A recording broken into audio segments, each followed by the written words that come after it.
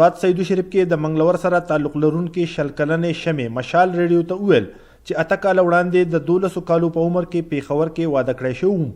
هلته راته سخرګنۍ ویل چې پلار دې په 50,000 روپۍ په مونږه خرڅه کړې او اوس چې درته مونږ څه وایو هم هغه به کوې.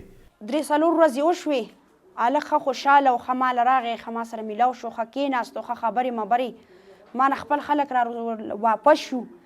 بیا یې راته وویل دغه پروګرام دی، موږ ځو پروګرام لمې د څه شي پروګرام دی.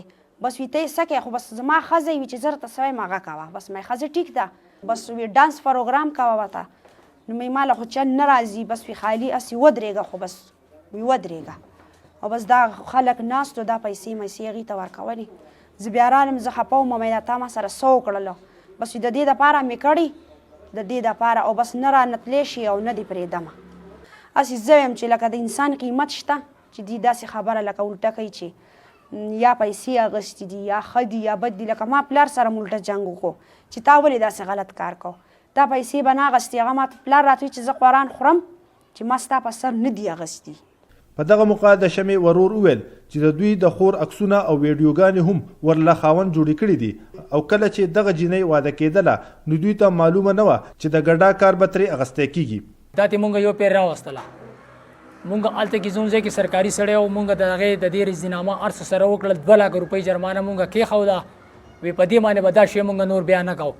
د هغې باوجود یې دا را کوره بیا راویستله.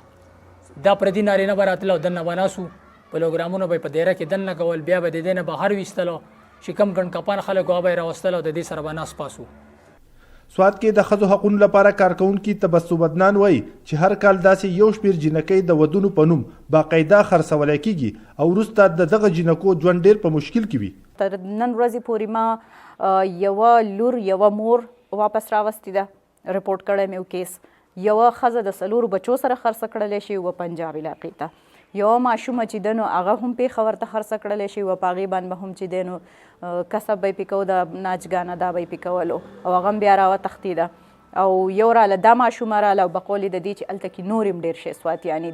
تبسم بدنان زیاتوي چې د ښځو خرڅولو لویه وجه سیمه کې غربت، ناپوهي او بیا د حکومت لخوا د وړوکوالي واده بندیز قانون عمل نه کول دي.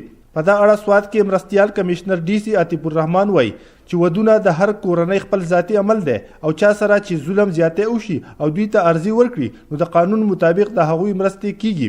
او د وړوکوالي واده یا ښځه خرڅول د پاکستان قانون تر سوري لاندې لوی جرم دی. نیاز احمد خان، مشال ریډیو، سوات.